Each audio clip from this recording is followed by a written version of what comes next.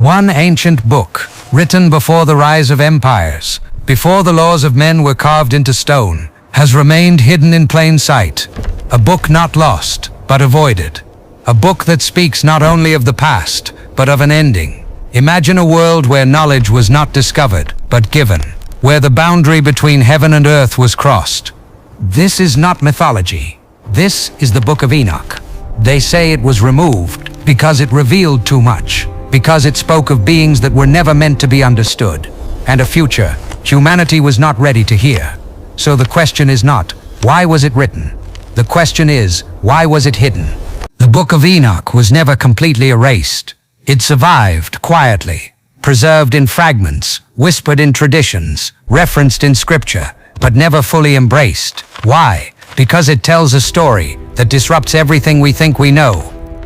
It speaks of angels who fell not by accident but by choice. It speaks of knowledge that should never have been given. And most unsettling of all, it suggests that what happened once may happen again. Before kings ruled, before nations rose, there was a man who walked differently. His name was Enoch. He did not chase power. He did not build empires. He walked with God, and one day, that walk changed everything. The sky did not remain silent. The heavens opened, and what he saw was not meant for his time alone. I was taken beyond the earth, beyond the sky, and I saw what is hidden from men. Heaven is not silent. It is not distant. It is not empty. It is alive. And in that moment, the barrier between worlds broke. Light poured through the sky, not like the sun, but something greater. And within that light were beings not human, not bound by time, not limited by earth. This was not imagination. This was revelation. Every life in the Bible tells a story. Discover the people, the lessons, and the purpose. Welcome to the Bible Characters Series Hub. There is a silence that comes before everything changes. Not the silence of peace, but the silence of warning. It is the kind of stillness that settles over the earth when something unseen is already in motion. For generations, humanity has believed that history moves forward, slowly, predictably, endlessly. But Enoch saw something different. He did not see a world that continues forever. He saw a moment where everything stops, a moment where time meets its creator. He wrote of a return, not symbolic, not hidden, but undeniable. And the most unsettling part is this: he wrote it as if it had already been decided. Enoch did not speak in uncertainty. He did not guess or imagine. He declared, "Behold, the Lord comes with 10,000s of his holy ones." These were not words of poetry. They were words of certainty, a vision so clear it could not be misunderstood. He saw a return, not of silence, but of power. A return that would not ask for attention, but demand it. And this is where the weight of his words becomes impossible to ignore. Because centuries later, those same words were repeated, not as history, but as prophecy still waiting. It does not begin with noise. It begins with change. The sky no longer behaves as it should. The light shifts. The air feels heavier. The world becomes aware that something is approaching. This is not destruction. This is arrival. And long before it is seen, it is felt. A tension stretching across the earth. A warning without words. And then it happens. The sky opens. Not like a storm, not like a tear of wind, but like a veil being pulled back. What was hidden becomes visible. What was distant becomes near. Light pours through, not harsh, but overwhelming. And within that light, movement, form, presence. This is not imagination. This is revelation. They come, not alone. Enoch saw numbers beyond counting. Thousands upon thousands. An army, not of earth. They do not march as men do. They move with purpose, with unity, with authority. This is not invasion. This is judgment. And leading them, the one who does not follow, but leads. This is the moment Enoch saw. This is the moment history moves toward. And when it comes, no one will ask what it means. They will know. Enoch did not only see the end. He saw what would come before it. He saw a world slowly changing, not destroyed in a moment, but altered over time. A corruption not always visible, but deeply rooted. It begins quietly, not with chaos, but with compromise. Small shifts, subtle changes, truth becoming flexible, right becoming negotiable, and over time, what was once unthinkable becomes normal. This is how corruption grows, not all at once, but step by step. Enoch described a time when truth itself would be challenged, not erased, but reshaped, redefined, reinterpreted, until it no longer resembles what it once was.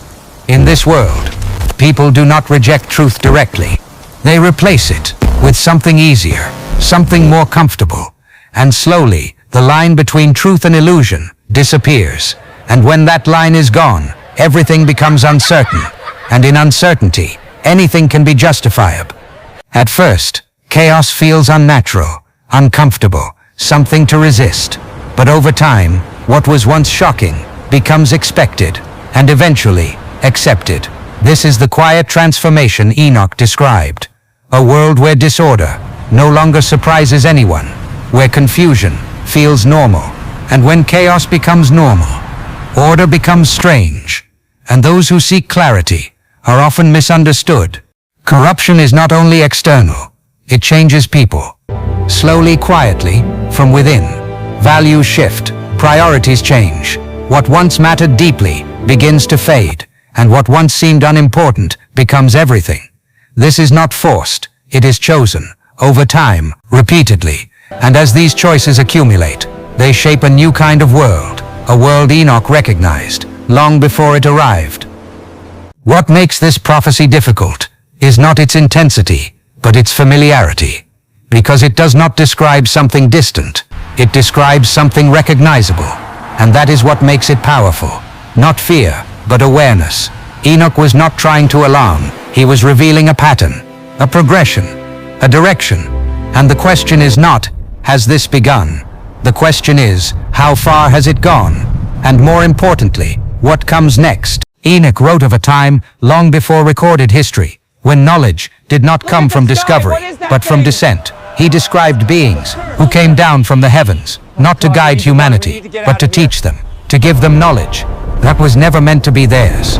It was not simple knowledge, not language, not survival, but power. Knowledge that could shape the world, change it, control it, and for a time, humanity received it without understanding the cost. They taught many things: how to shape metal, how to create weapons, how to manipulate the natural world. They revealed secrets hidden beneath creation, and with every lesson, humanity grew stronger, but also more dangerous. This knowledge did not bring balance. It brought acceleration, a rapid rise, without the wisdom to guide it, and that imbalance changed everything.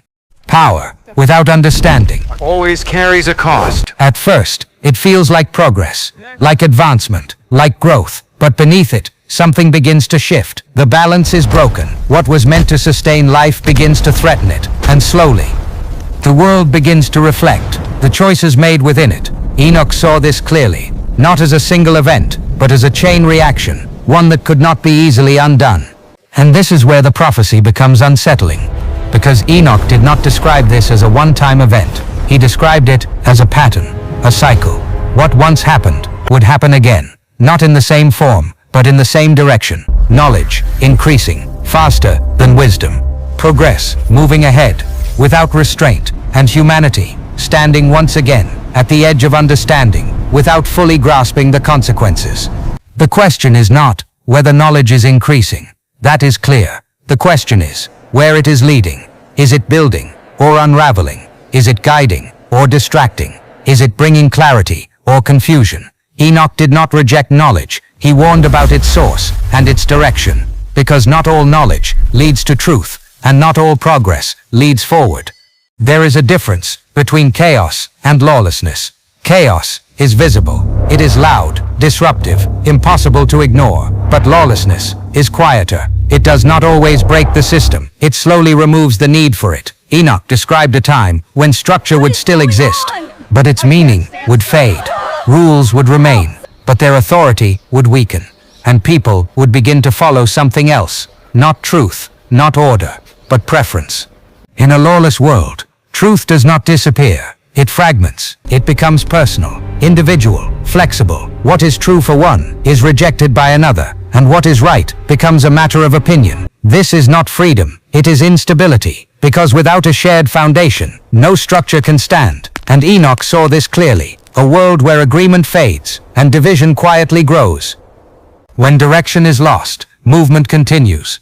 But without purpose, people continue forward, but they do not know where they are going, and over time, that uncertainty becomes normal. Enoch described a world where people are not forced into darkness, they drift into it, gradually, quietly, without realizing it, and that is what makes it so powerful. Enoch saw something that follows lawlessness, a division, not forced, not sudden, but inevitable. As direction fades, people begin to choose, not always consciously, but consistently. Some move toward clarity, others toward confusion, and over time, the distance between them grows. This separation is not about perfection, it is about direction. No one stands still, everyone moves toward something, toward light or away from it. And Enoch's vision makes one thing clear: this division does not remain hidden forever. It becomes visible, clear, undeniable. And in that moment, the question becomes clear. Not what is happening, but where you stand. There is a part of reality that cannot be seen, not because it is far away, but because it exists beyond human sight. Enoch described it not as imagination, but as structure, a realm, layered over our own, interacting, influencing, shaping, without being recognized. This is not a distant world, it is here, moving, alongside everything we see, and most people never notice it. Not all influence is visible. Some of the most powerful forces leave no trace. They do not appear, they do not announce themselves, but they shape direction, thoughts, decisions, actions. Enoch revealed a reality where influence does not require presence, and where the greatest conflict is often unnoticed. This is not a conflict of noise, but of direction, not force, but influence. Two movements, opposing each other, quietly, constantly, and humanity exists in between, not always aware, but always affected. And that is the unseen war. Enoch's final vision was not of chaos, but of clarity. He saw a throne, not built, but revealed, not distant, but absolute. A place where everything becomes visible. No confusion, no distortion, no illusion, only truth. In that moment, nothing remains hidden. Every action, every choice, every intention, revealed, not to accuse, but to show, to make clear what was done and why. This is not sudden, it is complete.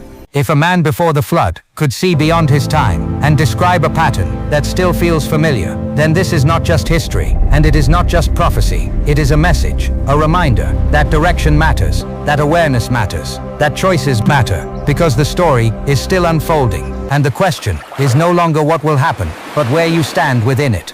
If this opened your understanding, subscribe for more hidden truths.